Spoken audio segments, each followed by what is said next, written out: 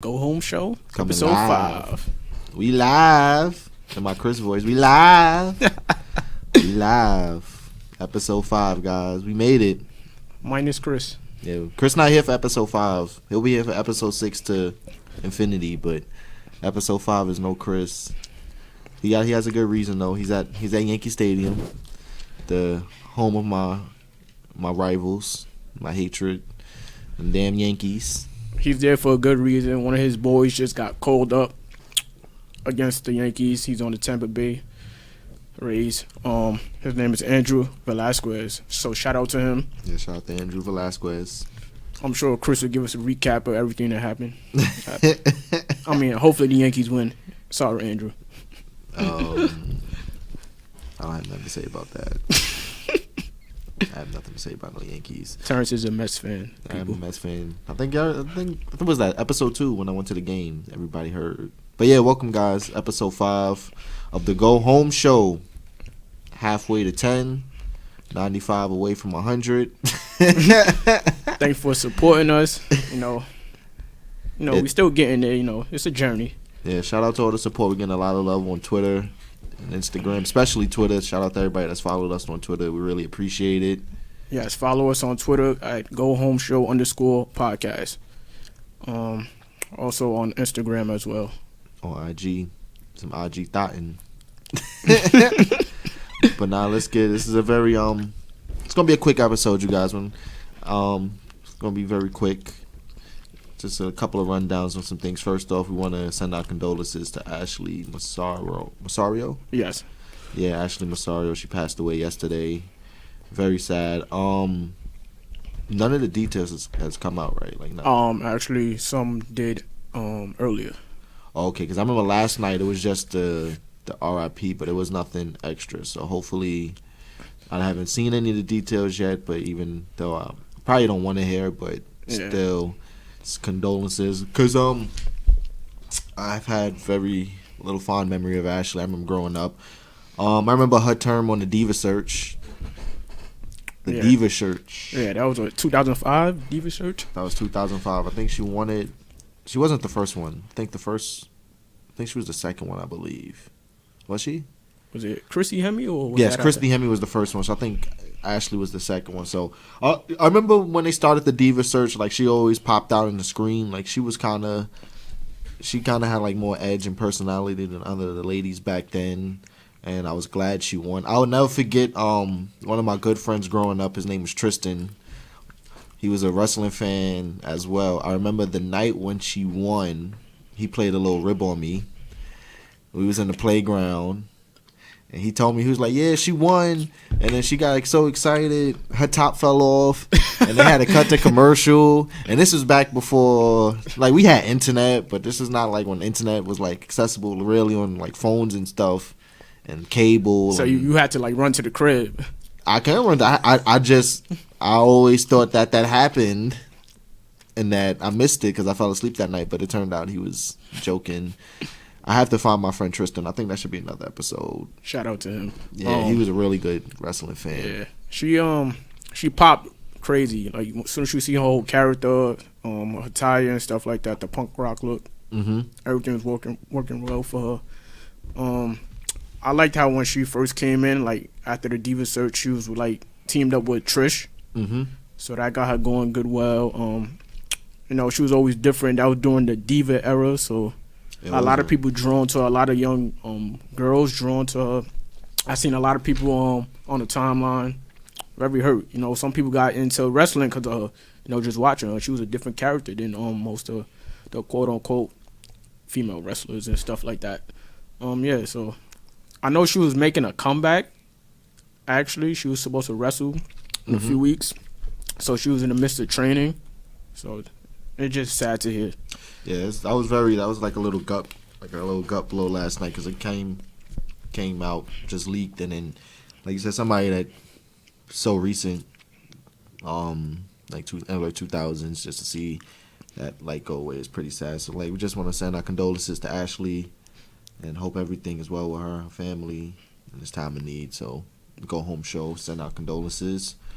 On a lighter note.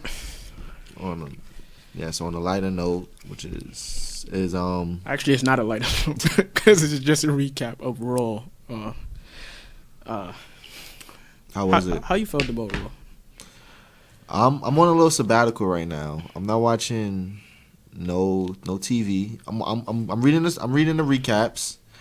I'm not watching no TV. I'm just watching pay-per-views only right now, just because it's really a shit show going on. There was actually a couple of interesting things going on Raw. Good things. The Samoan Joe Rey Mysterio storyline starting to pick up. What did Joe do? He's getting at Rey Mysterio's son more done. It looks like they're gonna run something with that for the whole summer. Okay, that'd be which cool. is a good thing. Like I said in the last episode, I hope they do the ECW Raven Sandman son kind of angle, like Joe's gets in Dominic Air and turns him over to the Samoa Joey side. Yeah, they're giving that storyline real airway in a good way, which a lot of storylines should be getting on Raw. So they're going. I don't know if because Ray and Joe are just very respected and they know what to do with it, but they Samoa Joe, he's good on the mic, so people trust him. Rey Mysterio, we already know what he could do in ring, and it's just the interesting thing with Rey Mysterio's son coming in. Yeah, so you could tell that he shouted him in, before he goes into his in-ring, debut.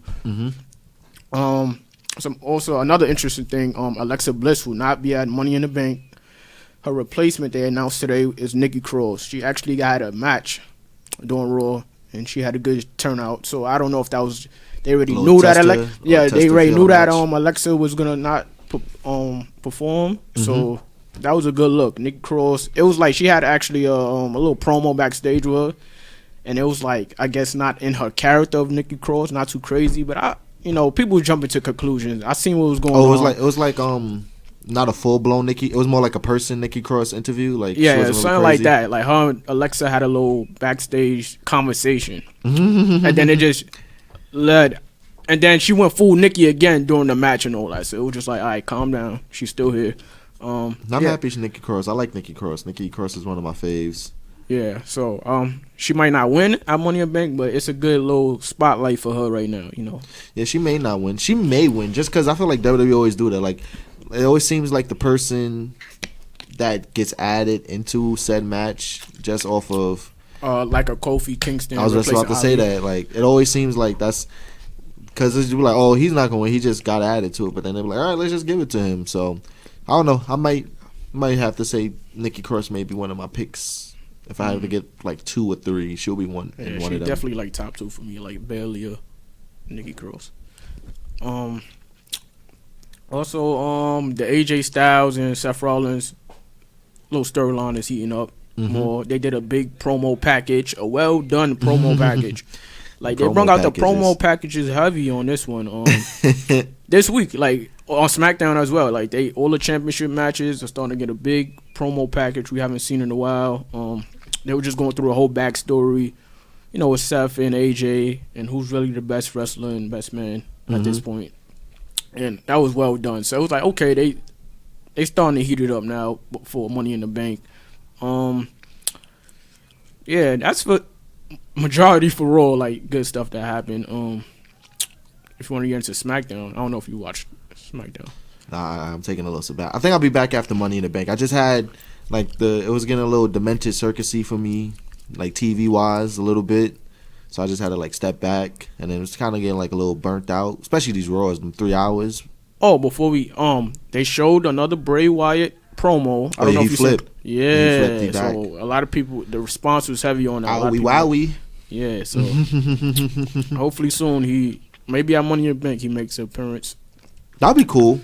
Yeah, maybe for even the champion or whoever brings down the briefcase, they celebrate. Shit goes dark, and then Bray Wyatt comes. It's like the old Bray Wyatt, but now we kind of like him, so it's a new, new twist on the character. What he said is, "I'm not like the old me." Not like the old me, but I'm gonna reappear like the old me. Yeah, so just watch out for that. They showed another promo of him on SmackDown as well. SmackDown was pretty decent. I mean, it's always pretty decent. So he was part of the wild card, or they just was showing packages? They're just showing packages. Oh, okay. That's how you know they doing a lot of love for him, because they show him on Raw and SmackDown with the packages wise. Kofi, it was with SmackDown, Kofi and Kevin Owens heating up more. Mm-hmm. Yeah, I'm actually looking forward to that match. Yeah, that's gonna be. They built it up good. They got Kofi looking real strong right now. I was worried about that at the Mania. They got him looking real good. Nah, because they thing is, I'm pretty sure somebody in creative was trying to like make him take maybe a couple losses and maybe look a little weak. But then they knew it's gonna be like they really have to book Kofi kind of like he not like Hulk Hogan, but they gotta like really give him some respect because if you book him like shit, especially as the first black champion. There will be some outrage because he hasn't taken a loss yet since Mania. He hasn't taken an L. He's looking very strong. I think he will retain at Money in the Bank. And I think he will too. I feel like Kofi. I remember when we first said when Kofi was going to win it might be transitional, but I feel like he's definitely going to SummerSlam and he may walk out of SummerSlam with that belt. So I think they going it by like week by week, and then they like, all right, we might figure out. Yeah, we might have something here. Because people, when Roman Reigns first came on SmackDown, he's gonna get the belt from. It's like, yo, let's calm down, son. He just won the belt. Roman Reigns just came back from leukemia. You could tell that Roman's matches are like very short, and then he's doing just a lot to get him back a little speed. Yeah, he's doing a lot of tag matches, so he doesn't have to do too much and stuff like that. And it's also when he makes that eventual heel turn. He's gonna catch everybody slipping. Another interesting thing on SmackDown, Daniel Bryan. Mm-hmm. Oh, tag team champion. Oh man, shout out to Daniel Bryan. He wants the tag team champion to eventually be the main event. So he put a lot of weight. He got the tag team championship over on SmackDown. Like, I know it's not much of a division over there, but they're gonna build that up. I like what him and Eric Rowan are doing. Yeah, I kind of like that. I kind of to piggy off like the late 90s, early 2000s. I understand it's tag team championship, but you kind of give the tag team championship a little shine if one of the main players has it, even if he's not part of a quote-unquote tag team. But just to see like a main player carry the gold is still like, it's like a fun thing to have. And I think Daniel Bryan, Eric Rowan carrying the championships right now is pretty good for SmackDown. To flip it, some people were mad because they just announced that they're gonna be on the kickoff show. But I said, you know what? I like the promo he cut it that the tag team championship be on the main event. He's gonna use that as a promo, like, that's they had this story. Yeah, long term, as Terrence would say, long term booking. Yeah, that's gonna be our first piece of merch. Long term booking. Don't jack that. Yeah, he's gonna do something with that. Like, they got us on the kickoff show. Like, I'm an A+ player. Like, A+ players, but the gold doesn't belong in the pre-show. But I understand though, because they got two Money in the Bank ladder matches. Yeah, it's a lot going on, man. 2 Becky Lynch championship matches. Even like the Seth and AJ match, that's gonna be like in the middle of the card or something like that. That's gonna be like a break from one of the. That's probably gonna be in the middle. Yeah. If it's not in the middle, it's probably gonna be if the women's go on first. That'll probably be the match right after. Yeah, I think we're gonna definitely get a swerve. Swerve. So, yeah. So that's the thing now with 2 Money in the Bank ladder matches and 2 Becky Lynch matches. How are they going to, like, out of those 4, one of them has to start. But the thing is, do you set up? How would you book it? I would book it just because she has 2 matches in the night. I would book it women's go first. The women's Money in the Bank match to open the show. I think that's a lot of like, it gets everything intensed up. Everybody's like, yo. Yeah, because you have 2 matches that quote unquote that person may or may not cash. They may not, probably not gonna be a cash, but at least there's a little intrigue that maybe, since we already seen somebody grab the briefcase, like, it's in play. So I think the women's Money in the Bank match should open the show, and then I feel like the men's. I don't know if the men's Money in the Bank is gonna close it or Seth and AJ. I think the men's Money in the Bank might close it because the way that they even setting up like future events, it seems like everybody that's the championship on the men's side is going to retain. Yeah, nobody's gonna drop it. So it doesn't look like it's going to be a big swerve there. It looks like this is more of a women's night than a men's night. Sorry, guys, but that's the way it is. Ladies' night. Oh, what a night. Oh, what a night. Yeah, but Money in the Bank is a good card. There's a lot of good stuff going on. There's some stuff that's going to be not shown as much because we got the ladder matches, but it's good stuff. Like if it was another pay-per-view, like it would be getting more shine and stuff like that. If this was Battleground, it'll be against some Sean, but it's not Battleground. It's Money in the Bank. I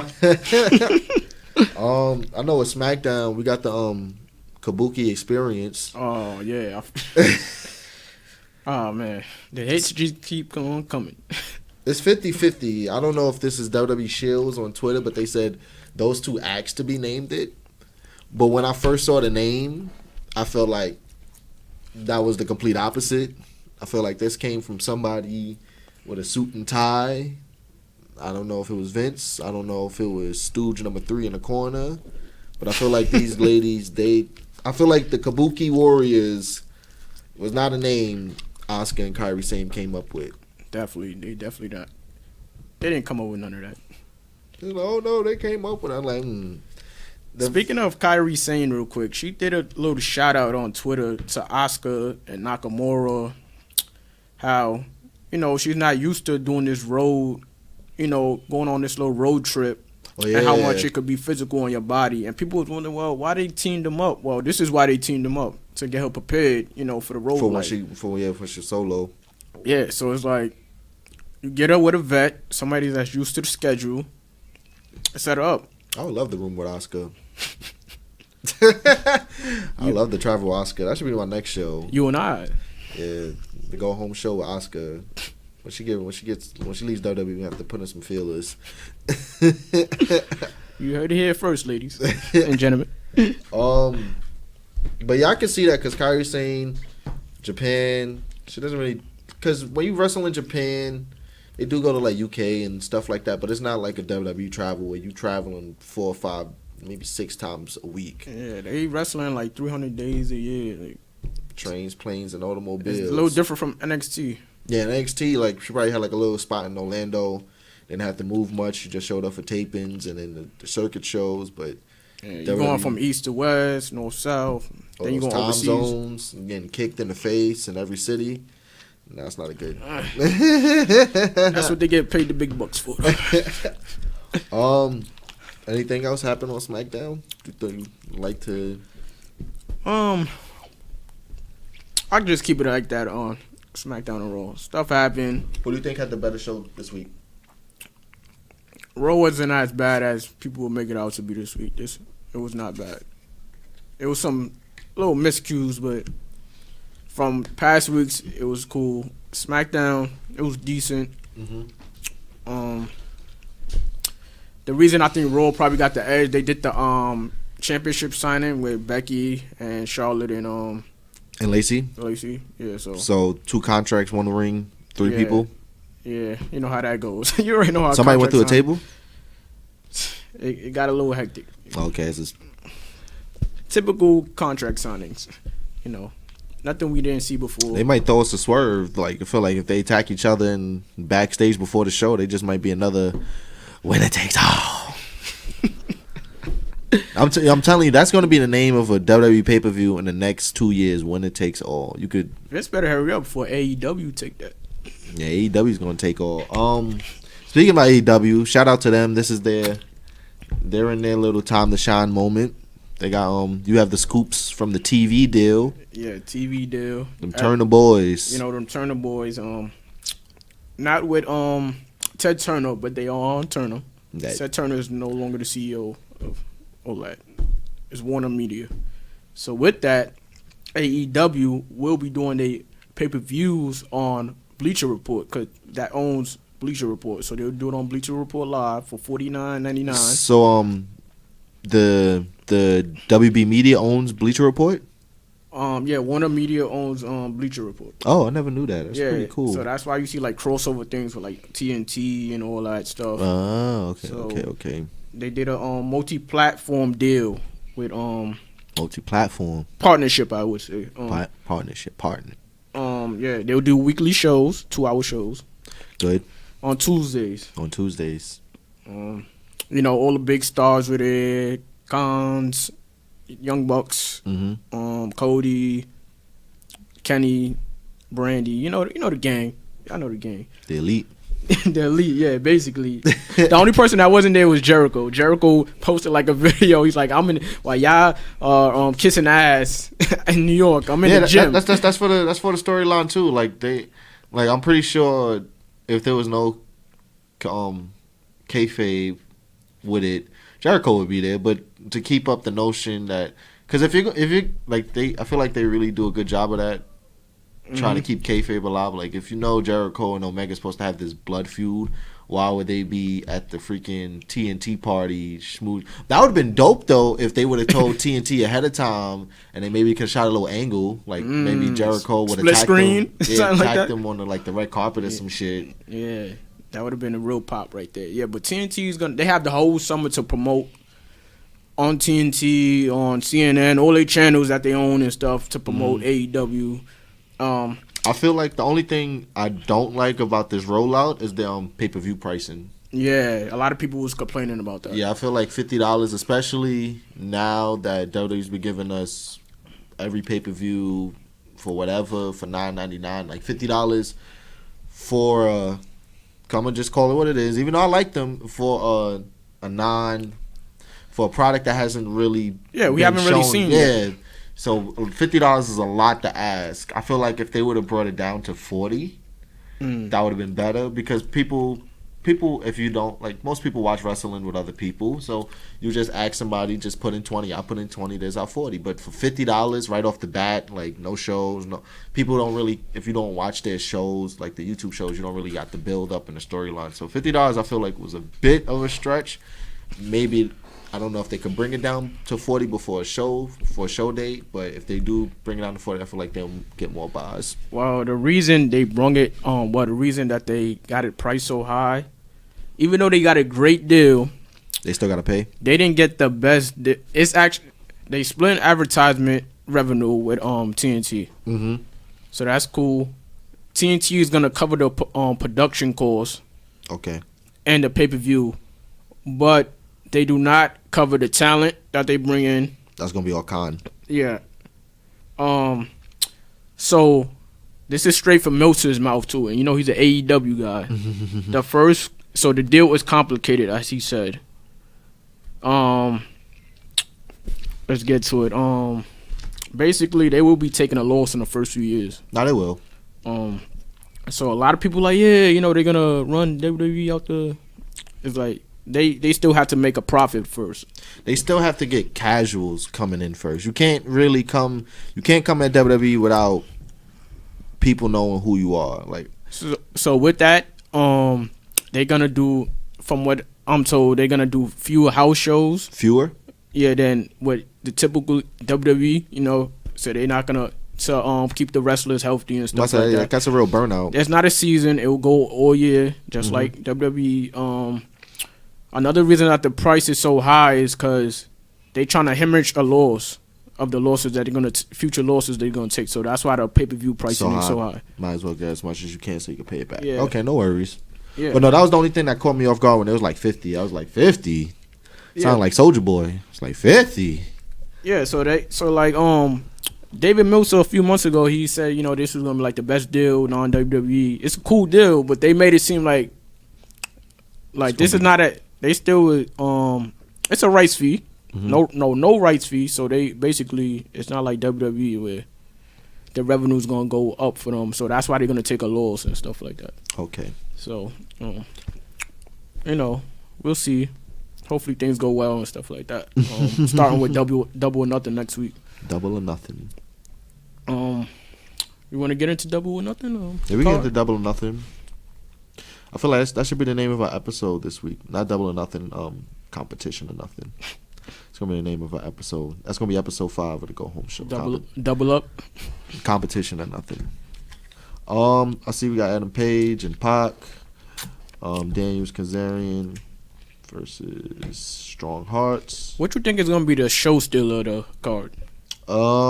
Looking down this match, I feel like we said that last week. I feel like Adam Page versus Pac is going to be the show. When I seen that, I was just thinking like the stakes are not too high on that, and I feel like Kenny. A lot of people are going to aim towards the Kenny and Chris Jericho match. But you already know what you get. The thing is that's so exciting for me. Like we said last week, I feel like this is Pac, aka Neville's coming out party. Yeah, it's something new. He can do whatever he want. They probably don't have no like handcuffs or restrictions on what he wants to do in the ring.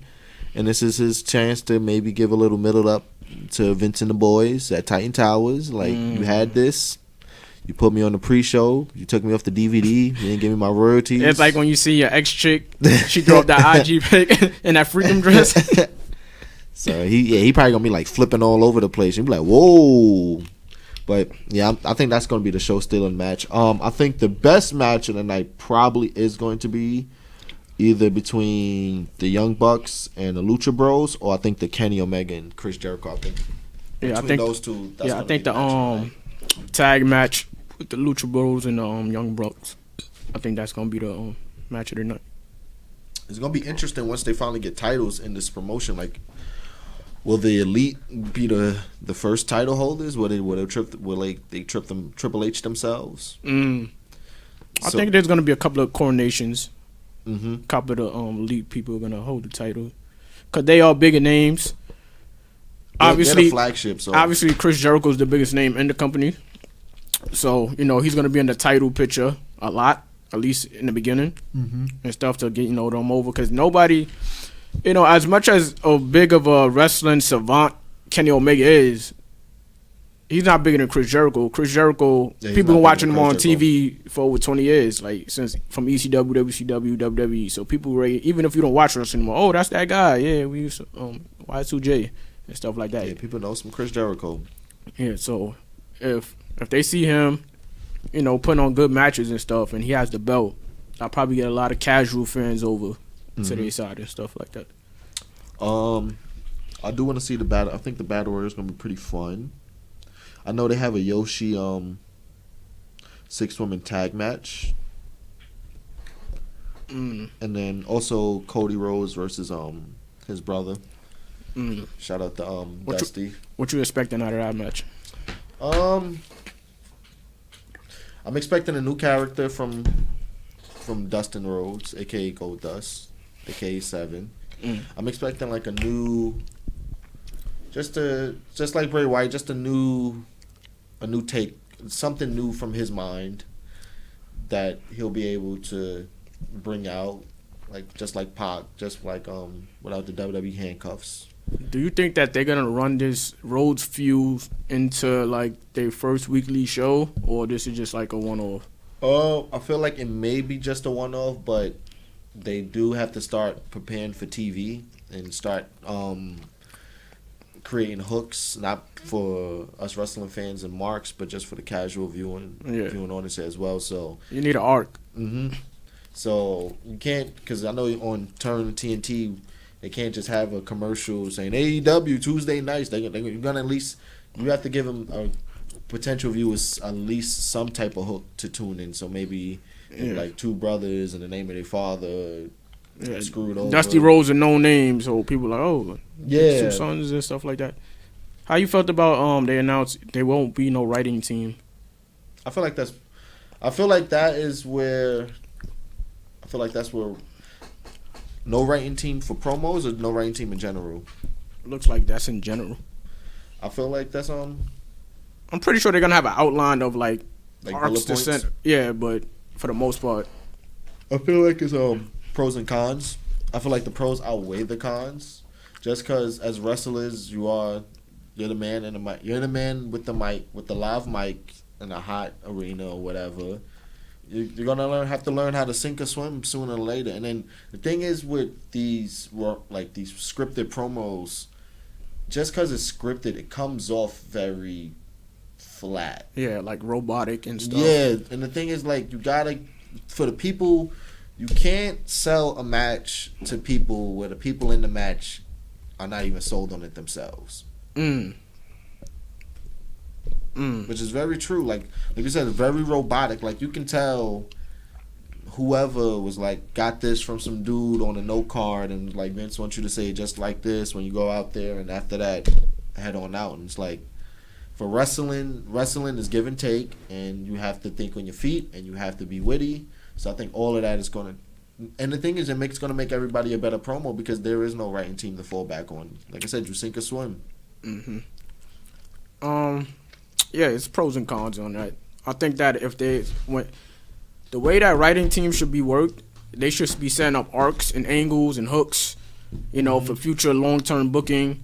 But on a promo basis, they could give them like an outline of what, you know, to go after. Like what to say? Yeah, like something like The Rock. I'm pretty sure he had a script, but, you know, he, you know, flipped it and, you know, he just ad-libbed and, you know, that was The Rock. He was hooked to The Rock, you know. He didn't say like probably word for word. You think The Rock was like somebody in the backstage, like probably knew about Jabroni. He probably came up with that, like, so yeah, like writing wise, as far as long term, yes, of course you want that. You don't want to come out every week and it just like on the fly. Your weekly show. This is not like a pay-per-view. All right, we take a little break, do an episode, pay-per-view. This is every week, non-stop. Not every episode is gonna pop. No, it's not gonna pop. It's not. You know, and fans don't complain if it doesn't pop. You know, it's 52 weeks. Yo, just think about that. Think about every week in your life for a year. I'm about to do that. Not every week is gonna be wavy. I'm about to see how many hours Raw is every year. 52 times 3. Think about your favorite shows. It's like, think about like a 20 episode. Think about Law and Order. Not every episode Law and Order pops. They've been like airing for 20 years. I know you see some episodes. You're like, nah, I'm gonna just wait till the morning to watch this. Yeah, it's when you wake up and USA got the whole marathon on, like Olivia Benson and whatnot. I'm hoping AEW does really good, just because I feel like the cynic in me, not even a cynic, but just how I feel off the emotions. I feel like when they do debut, unless something catastrophically happens where people are turned off, I feel like their ratings if not, it's probably gonna be maybe like a tier step under what WWE's pulling in right now. Yeah, that's reasonable. It's a new product, you know. Probably the first 2 weeks people just casually just to check in. Mm-hmm. But like as everything like starts to like slowly come in, and the numbers are gonna be high probably first, and then drop, and they get that medium of what to expect for the year, and then they could build off that. That is true. They can build off it. It's double or nothing. It's all about how Turner they promo game too. Like they had to really like step. Like they always come on Turner. You see what they do with the NBA. I think I seen like an AEW promo actually somewhere, like either on my phone or TV. But I did see them. I did see like Kenny Omega's face somewhere. You ain't see the they did like the throwback Nitro. They did a throwback Nitro. Remember when Nitro used to come on and had the fire, but they put the AEW sign in front. It's like Tuesday Night Dynamite. I do want to see what AEW's regular set is going to be like. That's going to be or like how they will have like the announce tables, production team, and all that. How the stage, you know. Yeah, I'm curious to see how that looks. Do they have a debut date or it's just a fall? Let me check. Right. I believe the debut should be October.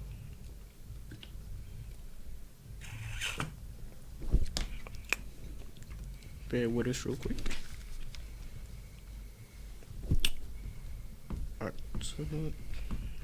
It just says this fall. I'm pretty sure it's gonna be October. October, okay, no worries. And then even to people on Twitter, should have said this earlier, but if you ever have any questions, you can definitely send us a tweet with questions on the product.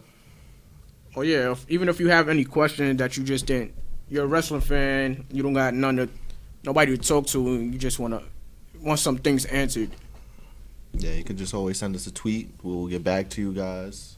DMs, whatever. Just you know where to find us at. Find us on Twitter. It might start the first week of October though, because SmackDown Live's first show on Fox is October 4th.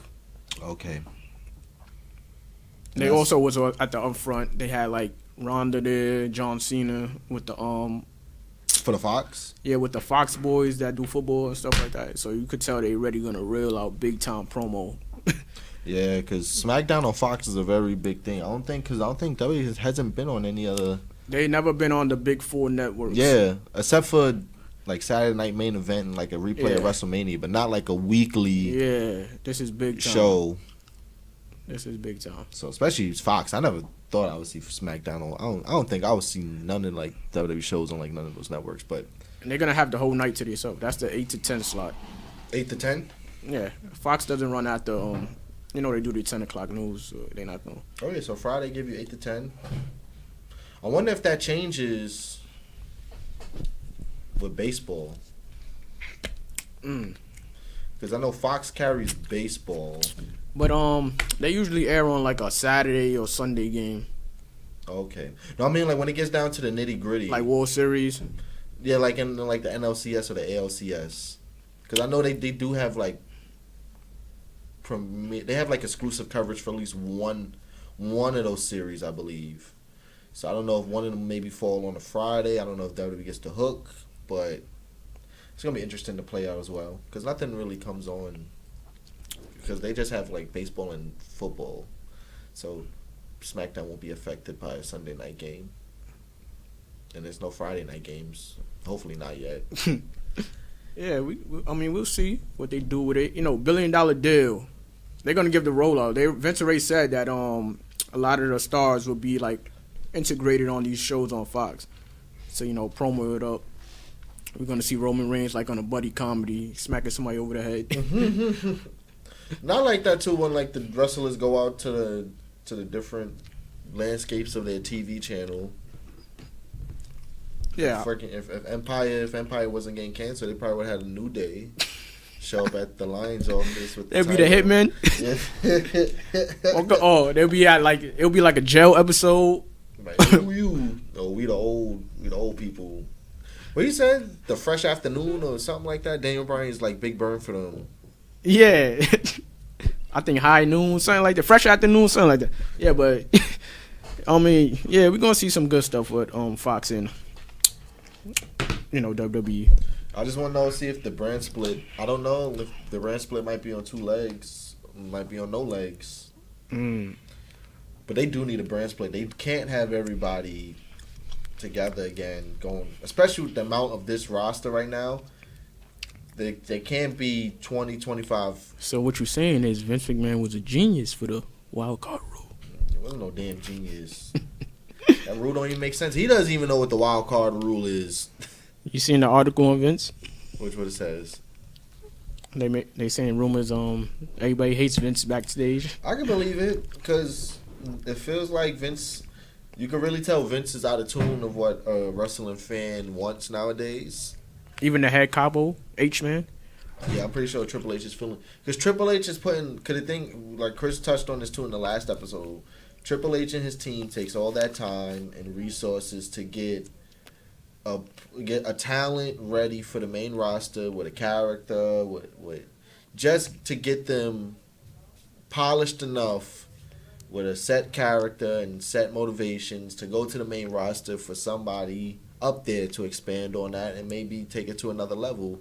Not go up there and just do fuck all with and then make them look like a joke. Because it's like, and it feels like for Triple H too, it's like it's time wasted. And like, why should I continually waste my time trying to build somebody up just for when he can go up there to like maybe look like a joke and everybody's going like, oh, so this was the guy that you and your NXT people were hyping up?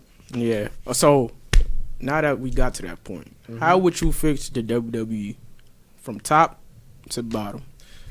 Top, first and foremost, Vince has to go.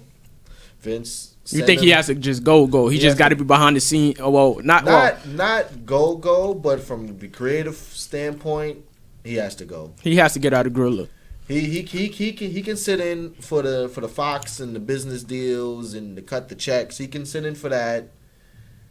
He just has to pass over the keys to Triple H for talent and then tapings and creative and all that. It's time.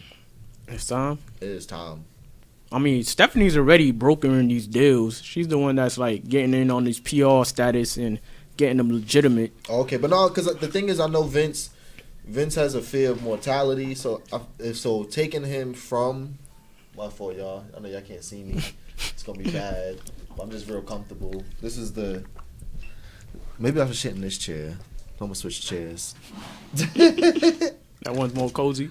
Yeah, because people not seeing me. What's up, YouTube? Vince just has to go.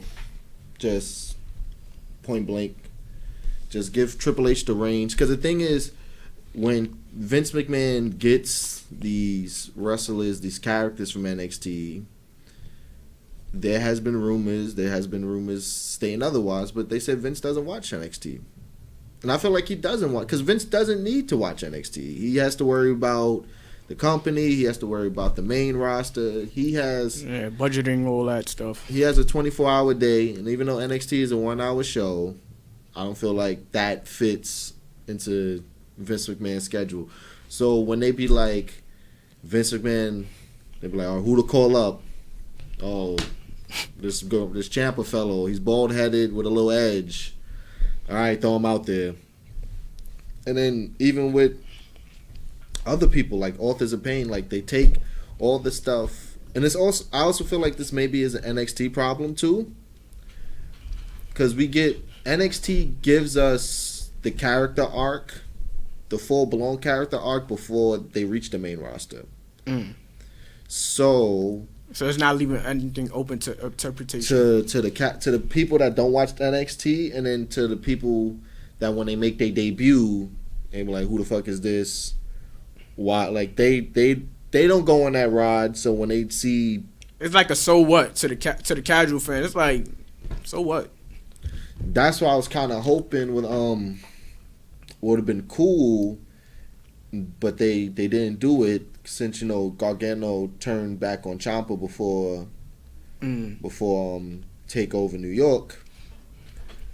That if he didn't come out, they could have probably had them breaking up against Save for the main roster, and this time the casuals could have been like, oh, so that was that, and now this is okay. Now we get it. But if they would have had them like back to back, like turning.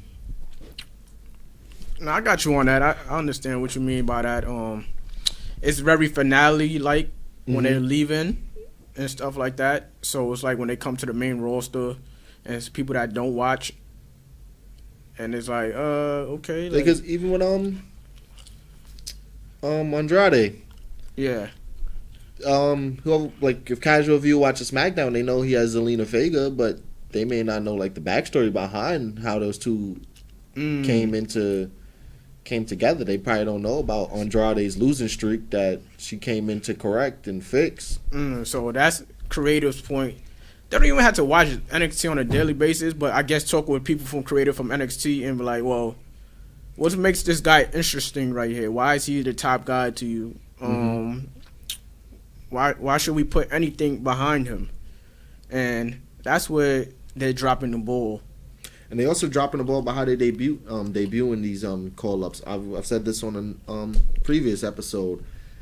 They have, if you're going to do a call-up, they should have a storyline in place for said call-up and present it to creative, or creative bounces off a trip. But there needs to at least be a story attached to each call-up before they get called up. Like who's like one of the most recent call-ups? Recent call-ups are Aleister Black. They came up just because they was dropping the ratings. They was like, oh, we need fresh people. Yeah, Ricochet. Of course, they bring in the War Raiders now, the Viking rated. But even then, see, they could have done something like this, like a freaking the Raw Tag Team, maybe the Revival. If they wasn't booked so poorly, they could have like went through like the whole division. They could have been proclaiming like the NXT title versus the Raw Tag Team. But they could have been running around talking about, oh, like there is no competition. We have no competition, and then maybe they do it probably like a backstage promo where like Triple H overhears them. And like, oh, I got a couple dudes down in NXT that might give you like a run for your money. Check Terrence out. See? Like something like that. And so that that shows the connection between Triple H and NXT, and that shows why that team is now on Raw rather than, all right, the Viking experience is here. It's like somebody was complaining back, said, oh, y'all want competition, right? And then Triple H just comes with an onslaught of all these NXT call-ups. But not even just for the woman, like Another one like Nikki Cross. They could have had like, not to piggyback off the who attacked Aleister Black angle, but they could have had her at like anywhere outside the arena. Like I think they did do that kinda a little bit. Like Nikki Cross was just seen doing like crazy shit. Yeah. They could have had her like somebody going to the car, Nikki Cross in the parking lot. Like who is this? Like there needs to. That's why I kind of like Lacey Evans. Like how they like rolled her out, even though some people didn't like it. But it was. Let me ask you a question. You know how they sort of wrote off Ronda as getting hurt? Mm-hmm. You think they should have did something like that with Nikki?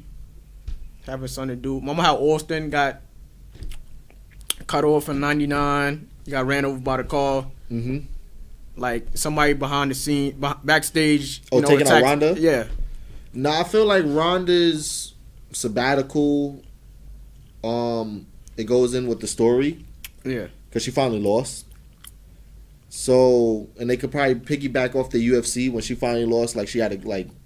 Yeah, like she was running roughshod, and then she finally met somebody that can make her match, and she was like, you know what, maybe it's time for me to. Because she's still, even though she's a pro wrestler, she's still an MMA fighter by heart. So it's like she took a loss, so maybe it's time to go back into the cave and try to work on some things. Even though kayfabe, she's not. She's working on her life and living her best life. She's doing a perfect job at that. So that, and the thing is, like I said, like her leaving was probably, you could be explained by like she finally lost. All right, so from that standpoint, all right, that's the Raw. Mm-hmm. Basically, we attacking the Raw side of things. Anything from a 205 live standpoint? 205 needs to be on TV. We said that in, I think, episode 3. Yeah. 205 needs to be on TV. Now with this whole Fox thing, maybe Fox Sports 1. Mm-hmm. Or 2. Like, 205 Live is 1 hour. I'm pretty sure Fox, they can't keep showing the Mariners versus the Pirates all night. I'm pretty sure that their ratings are going to get better than truck racing or something. Sorry, truck racing. And I feel like 205 Live is a perfect show for Fox Sports. I feel like to get people that don't watch wrestling or maybe on the fence, to kind of get them used to indie PWG type style. And it's very sports like the way they do the flips, the tricks and all that. And it's like, I remember when the UFC had Fox Sports, UFC on Fox or FX, and then they had like the pre-shows before the pay-per-views on there. Mm-hmm. So something to build off on. Yeah, I think 205, now that we're talking about, I think 205 Live is definitely a perfect candidate for Fox Sports. For 205 Live, I would like, just because they seem to be the second middle child between the people, like the people that's on the main roster and people that's not. I feel like there should be launching pads that comes with 205 Live. I feel like because it kind of like showed me this when they called up Cedric Alexander and Buddy Murphy. I feel like still haven't seen them guys. Yeah, he's still the best kept secret. I feel like if you do win the Cruiserweight Championship and you hold it for maybe X amount of days, that gives you a ticket to a brand of your choice if you want to cash that in. But if not, you can still be the Cruiserweight Champion. So maybe put it at like it's 205. So maybe if you carry the Cruiserweight Championship for 205 days, you could get a ticket to either Raw or SmackDown, your choice. I feel like they ripped a lot of the people off the roster there. Mm-hmm. Should they build that? Should like the next call-ups on NXT, especially somebody like Gargano, Ciampa, should they go to 205 Live?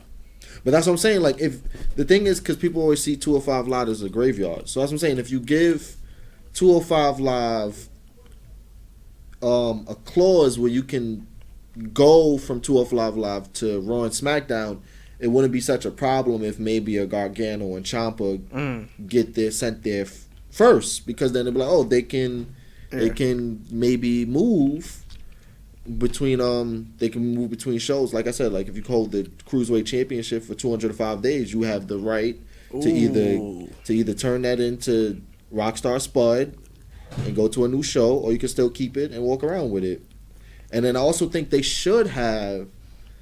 need a tag team championships But I feel like since 205 Live is so different and breakneck speed, I feel like they should introduce like a trios championship. Trios, break that down. Like a 3-man? 3-man? 3-man. Either 2 or 3-man. I feel like 205 Live needs a tag team belt. Because there's only one belt in like 18. Just give it another belt. And then, so you have the 205 belt, and then you have the tag team or the tag trios championship. But they do need a secondary team belt on 205 Live. But I feel like everything else is good. They just need to be on TV, and there needs to be an out clause. Not an out clause, but just a rule in place where if you do X, Y, and Z, you can go to Raw and SmackDown if things are completed. I like that clause you came up with. After 205 days, they built them up. Yo, this guy had the belt for 205 days. He's hot. I get Marco Cona. He held the belt for 205 days. 205. Yeah, I like that little situation there. And then if you have like a clause for 205 days, you maybe can have like a cocky heel. Like, I'm holding this belt to 205 so I can get the hell up out of here. And then you have like everybody in the back gunning for him to like keep him here. Not keep him here, but like just to like mess with his dreams of like jumping ship. So there's a whole lot of ways, but I feel like they should do that with the championship 205 day clause to jump ship. Anything else in the E that needs to be fixed? It has to be no more 50-50 booking. Storylines has to get better. There needs to be a cohesion in the product. That's why I'm taking a little sabbatical, because right now it was really looking like a monster truck car crash. It just was like they were just like throwing things at the wall, and it was like it's not making sense. Like, there's no, why is this happening? For what reason? Why are these two people still fighting? Like, or even with the wild card rule, they could have had something in place where somebody like earned that guaranteed spot to be in the wild card rule. Like, they just started through A, B, and C and just there and just because just somebody wanted an extra paycheck for the week and stuff. Like, it's like, all right, like, same thing with the Money in the Bank, the qualified matches. Where's the qualified matches? Yeah, and there was nothing going on Raw and SmackDown. Set that up. And that's another thing. Matches, they have to, qualifying matches or earning matches are the easiest matches to get people excited. I remember when Raw had, I think it was after when Finn Balor had to relinquish the Universal Championship, and 2 weeks in a row they had a triple threat. I remember that. And then whoever won that triple threat, they faced each other the week after to get to I think was that? No, it was like a fatal four. It was like Kevin Owens. To get into the fatal four-way. Yeah, Roman, Seth. So you use matches to build into other matches. I feel like NXT does a good job of it, and that's why I said I know Triple H is not ahead of it, because we see this in NXT. He uses the matches as a vehicle to get where they need to go, and he also, I love how Triple H uses the pay-per-views and the stipulations as vehicles for the story, rather than the WWE way of using the matches in the story and like the pay-per-view just as like something along the road. I think Vince has been surrounded by so much new talent that he doesn't know what is what. It's like before, like, if something sucked, whatever, we just moved on to something else back in the days. But he knew who his characters were and who the stars were. Now it's like with NXT, I'm pretty sure when he's in the backstage, he's looking at all these new people like, who the hell is this? Like, who are these guys? Like, I can't wait to fucking Velveteen Dream get back there. He's like, who is he? You thinking people are like in catering? They actually wrestlers. Like, he see them come on Gorilla. He's like, oh, who's this guy? Like, what? Like I didn't even get to book a storyline for him. Like, they all just got, I don't know what's going on over there. It just feels like Vince is there, like he's the principal, and there's all these new call-up freshmen and whatever, and he just looks around and he's like, what is going on here? Like, and they coming up so fast, so it's like, they coming up fast and furious. That's what I'm saying. Wait till Velveteen. They be like, Velveteen Dream. You mean Velveteen Jabba?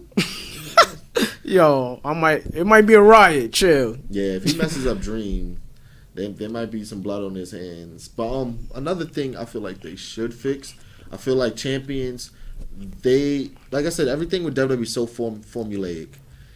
The person or the tag team that they, that they're about to push to win the championship, they're like unbeatable for maybe like 3 or 4 week reign.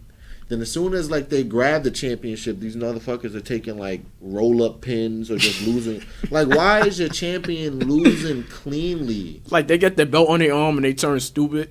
Yeah, and then the thing is, why does the challenger have to continuously beat the champion to gain a spot? Why can't the challenger challenge somebody else to earn that spot? Yeah, like the booking is, like you said, 50-50. Like Elias does not need to beat Finn Balor to get a match with Finn Balor at the pay-per-view. Elias needs to beat somebody like Andrade or a fucking Rowan or Daniel Bryan or whoever's on SmackDown to get a chance at Finn Balor. Because then that's a money match you just wasted, and then you just wasted it with your champion losing. Nah, I feel you on it. Like, they just gotta, and they have to set up the main. All right, we liking, Seth Rollins is the champ. He beat Brock. Kofi, he's the champ. That's cool. The mid card is the biggest problem. The mid card is just like establish the. Even though we got good mid card champions, we got Finn Balor, we got Samoa Joe, but it's like, okay, make the challengers. Like some good challenges. Don't just throw something on the wall and like, this pay-per-view is up, so we need somebody to face Finn Balor. Like, build up that whole mid-card roster, because more people that are in the mid-card position, there's going to be more wrestlers there than the top. It's going to be 2 or 3 guys at the top, and there's going to be like 10 mid-card dudes like fighting for a chance. So if they built up that mid-card, they're good to go. Remember back in the days, 02, 03, you have people like Chris Jericho, people that's A-card guys, but they on the mid-card, and they just, you like, damn, he's the Intercontinental champion, like, he's a top guy, like, he's there, like, built that whole thing up. You built the mid-card up, you're going to be good to go, because if them dudes from the mid-card are built up, so when it comes time for them to go to the top card, they're already established. And that's the thing, like, now, WWE, I'll take this quote from one of my favorite movies, Wolf of Wall Street, when Mad Max told Jordan Belfort, it was like the chickens have come home to roost. And we have told, like, WWE has fallen in ever since Brock Lesnar, WrestleMania 20, threw up the deuces. They've fallen into this thinking of that they don't need to push stars because the star is the brand. But that's the opposite. People come to watch stars, and the thing is, if you're not building any new stars, nobody wants to come and watch. Because you the thing is, you freaking fed everybody to Cena, you fed almost everybody to Roman.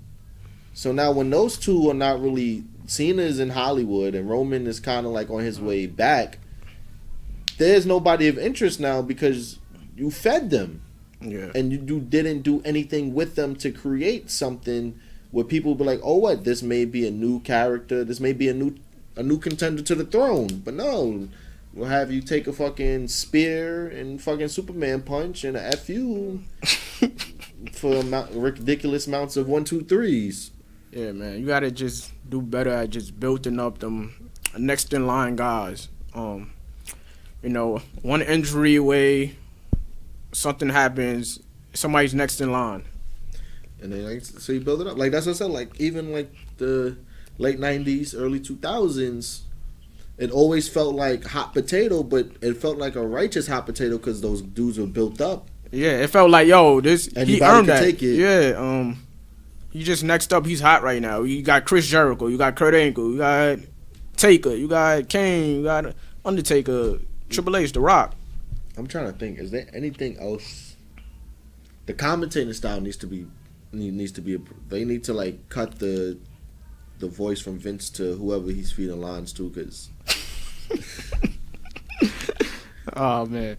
But I feel bad for the commentators. I remember Mick Foley said he couldn't deal with Vince McMahon constantly screaming in your ear. I can't imagine trying to do something and having Vince McMahon either in my right or left ear constantly screaming. Yeah. Like, I'm pretty sure that's not a pretty good 1, 2, 3 hours. I'm going back to Gorilla after the under show and choke slamming. Man, what are you doing? You're not gonna be in my ear all night, buddy. So it's that. Also, a lot of people have not really talked about this, but those gimmick pay-per-views have to go. Yes. Money in the Bank can stay. But those gimmick, maybe Elimination Chamber can stay. Hell in a Cell, TLC. I don't think they do Extreme Rules anymore, right? I think that's off the card. If it is, it gotta go. Hell in a Cell and TLC have to go. Because you're watering down Hell in a Cell. Growing up as a kid, it used to be special, like, oh, Hell in a Cell, oh shit. You get this like once in a year. There you go. When you heard Hell in a Cell, everything dropped. It looked like the fucking scene in Bambi when the fire started. Where everybody looking up. When you heard Hell in a Cell, you was like, oh shit, it's going. But so you don't feel that anymore because it was like that Undertaker dong when you heard Hell in a Cell. Oh shit. Every year we get 2 or 3 Hell in a Cells, and it's like, for what? Like, those stories don't. The thing, that's what I said about how Triple H uses maybe the gimmicks, like the gimmick paper, like NXT takeovers to fuel that story. Just like how they did the Gargano. You see how the Gargano Ciampa with the tag team classic fused so perfectly together, and the Undisputed Era with the War. No, War Games. No, yeah. No. Oh, no. I know you're talking War Raiders. War Raiders. Yeah. Back when they were still the War Raiders. Yeah. They used that perfectly. So, thing is, it's like, why, if freaking Seth Rollins or Kofi Kingston still holding the belt, why does Kofi Kingston have to face, give me somebody on SmackDown Live. Why does Kofi Kingston have to face Rusev in a TLC match? Like, does that story does not... It doesn't predicate to have that. Like, they haven't had a big... Yeah, we don't... I get what you mean. Yeah, like, even a TLC match, like, we got... It came on during Mania. Oh, yeah. Like, that's the match. That's the spot right there to do it. And like, the TLC matches came organically because those were the weapons of choice of those 3 teams. Yeah. It wasn't like the Dudleys and the Edge and Christian Hardys didn't use weapons. They made a match off of the specific weapon that the teams used. It's funny how they, transition to the PG era and they want to go with these type of matches like the Hell in a Cell. It's like, people going to get bloody in the Hell in a Cell, right? But y'all want this match? Like, this should be like red air. It shouldn't be no mid card on the Hell in a Cell. That should be big dog status right there. It's purgatory in a cage. That's what I'm sorry, son. I shouldn't be seeing like I'm sorry, like a Nakamura versus like R-Truth or something in the Hell in a Cell. Yo, nah, that's not. Keep that. I always felt like the Hell in a Cell. This is how I knew like it really had to go when they dropped the ball with the Sasha Banks and Charlotte Hell in a Cell. That was so perfect. That was a feud that deserved it, but no, they had to shove it down your throats. Not even they. See, the thing is, they announced it before they let the story play it out. They could have had Sasha Banks and Charlotte just continuously attacking each other, fucking with each other. But no, the thing was like after 1 week, all right, you 2 girls gonna be in Hell in a Cell, first ever. Just throwing it out there like this is a no DQ match. Like they could have done the thing with the go home before Mania with them in the parking lot, and whoever was running Raw at that time, I think it was Mick Foley. Yeah, but like, you know what? Hell in a Cell. Like, I had enough of this. Hell in a Cell. That's it. I'm done. Like, I no more after. And they're like, oh, okay, but because I remember the calendar lining up, I was like, they're gonna be in the Hell in a Cell. It's just the story has to be perfect to sell it, and it wasn't, and it came off as a dud. The only gimmick pay-per-view I want them to bring out is King of the Ring. King of the Ring. The thing is, with King of the Ring, you have to find, there needs to be a purpose, and it has to be the prize has to make sense. Well, first you're the King of the Ring for the year. hopefully a title match. I feel like, See, the thing is, because Royal Rumble is the one where you win, you can pick the title. Money in the Bank is you win, you pick the title. So I know they don't want to fall into that trap of that the redundant. If you win, you fall into a title. So they're gonna have to maybe find a sweet spot. I always said the Survivor Series, the brand warfare, when they did the Team Raw versus Team SmackDown, the prize just to roll into the next Big Four, the Royal Rumble, number 30 should be on the line for that respective show who won. So whoever won, number 30, they have that, like, whoever wins, that show has number 30, and now that show has a storyline going into the Royal Rumble. Who's going to get that 30? You can have the team members smooching up to like, yo, remember I won? Like, I should be number 30. They were like, you know what? They could give it to the heel, but whoever won. So maybe the King of Ring, that should be the number 30. The reason I like the King of the Ring, you got a lot of people in this match, and it gives you time to build up a guy that wasn't as strong and build them up, and give also people, because there's a lot of people that will be in the tournament, time to shine. So you can have that go throughout into the King of the Ring and stuff like that. It's like, it's better ways to just help booking, just help them out and just get all this, storyline wise built up and stuff. So that's a good thing. And then you see somebody sit on the throne. Everybody, that's badass. You got the crown. Get Jon Snow on the throne. Yeah, basically, you got this whole Games of Thrones thing going on. It's like, when I seen Seth on that throne and Roman Reigns, I was like, oh, it's looking nice. Nah, King of the Ring definitely should come back. I feel like maybe that should be the December pay-per-view. Because then whoever wins gets number 30 for the next month at the Royal Rumble. So that's the thing with WWE. The Big Four should roll. That's what I said. It mind boggles me because they'll be like, oh, we can't write for a full year. You don't need to write for a full year. You just need to write for a quarter for that Big Four to roll into the next Big Four. Because they didn't write into Becky to be winning the champion last year. This time last year, Becky was not hot at all. She got hot during the summer, and then they had to change plans. We all know that Ronda was supposed to face Charlotte at Mania this year, and then, if Becky got into it, she was the main star. So it's so easy because the Royal Rumble starts it off in January. So that's your table setter. The two people that win, you ride them along into WrestleMania. WrestleMania is the big show. We all know that.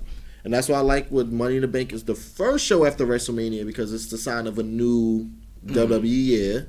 So you have Money in the Bank lead you into SummerSlam, like that fuels those weeks and months into SummerSlam, and then from SummerSlam you get you ready for Survivor Series. But this now with this wild card rule, like, is it going to be brand warfare? Is it going to be the regular? What you saying with that, with the Money in the Bank thing? Should that be cut short to like you got to cash it in by SummerSlam? I like the full year. Because the thing is, like, you want it in a grueling ass ladder match. You give it a full year. Got you. So you keep it from SummerSlam. As I said, I don't know what's going to be the Survivor Series hook this year. I don't know if it's going to be Raw versus SmackDown again, which I personally loved, and I felt like it was great for creative because you really didn't have to do too much with storylines because whoever the champions was, this match was already made. You just had to make that match between those champions connect. Yeah. Like, you really didn't have to try to figure out why is such and such going to face such and such. It was like, the match is already made, just get us there. So it was just a little break, and then it was fun to watch, like, champions go against each other. So then from Survivor Series, that leads us into King of the Ring. And you see, look, and then you can have qualifying matches for King of the Ring. Then you have King of the Ring. Whoever wins King of the Ring, number 30 for Royal Rumble.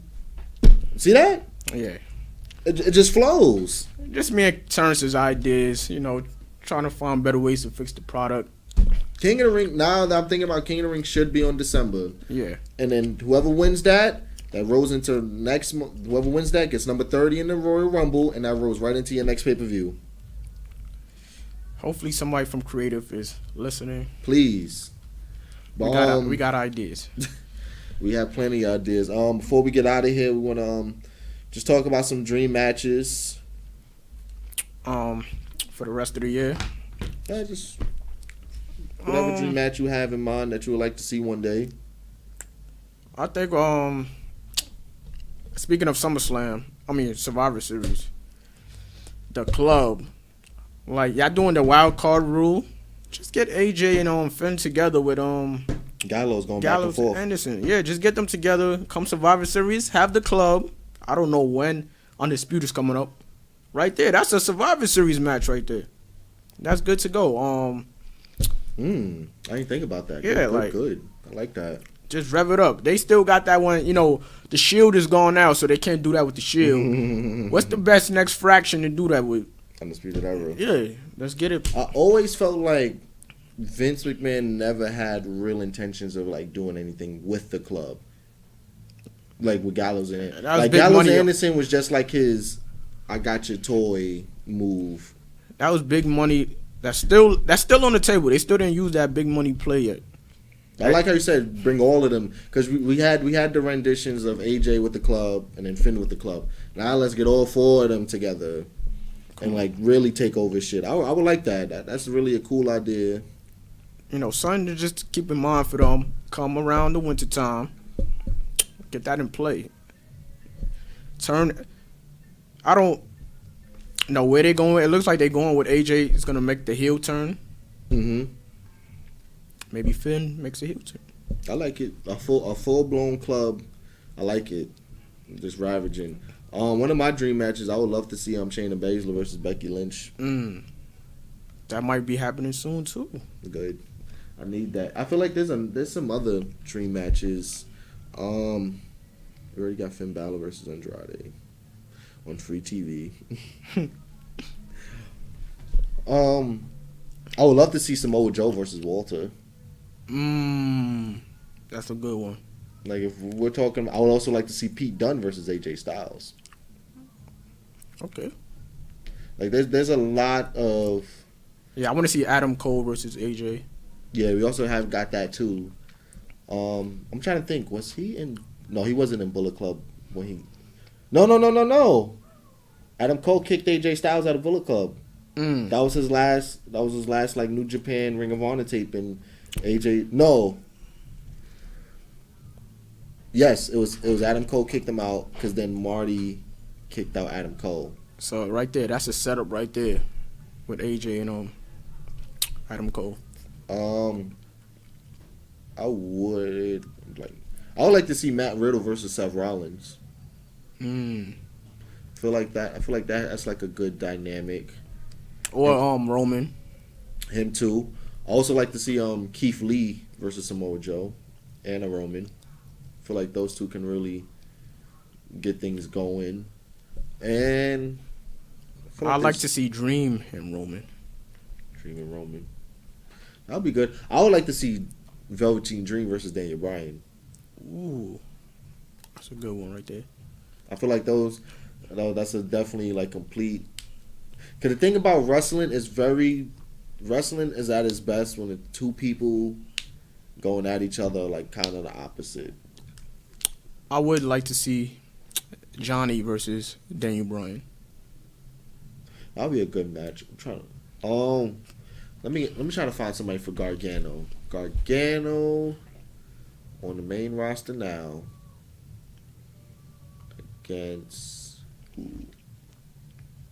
Because we already got Drew McIntyre down at NXT. Never faced Finn.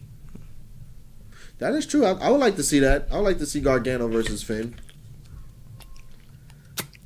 They got a lot of things to play with. They have a whole lot of talent, but just using the talent correctly. This is the most talented the roster's probably ever been. It's the most talent WWE's ever had. Ever. They slowed down on the signings because it's like, yo, we got too many people. We don't even too much heat. We got too many people. I remember that good stretch when they got like Nakamura and Styles. It was like every week somebody was signing to WWE. That's what I said with WrestleMania is, how are you going to fit? Because this show was already, 7 hours long? 8? Get rid of those battle royals. It's a waste of time. True. Unless you have a stipulation. But I'm saying it was already like 7.5 hours. If it's not a real crazy feud, get rid of those single matches that's just there. Like, they just got built up for a month. You could do that on Money in the Bank or whatever the other pay-per-view after that. I do think WrestleMania is going to get chopped up into 2 nights. Maybe not this year, maybe not the next year, but I feel like in 3 or 4 years it's going to get chopped up into 2 nights. Saturday, Sunday show. Saturday, Sunday. I could see that.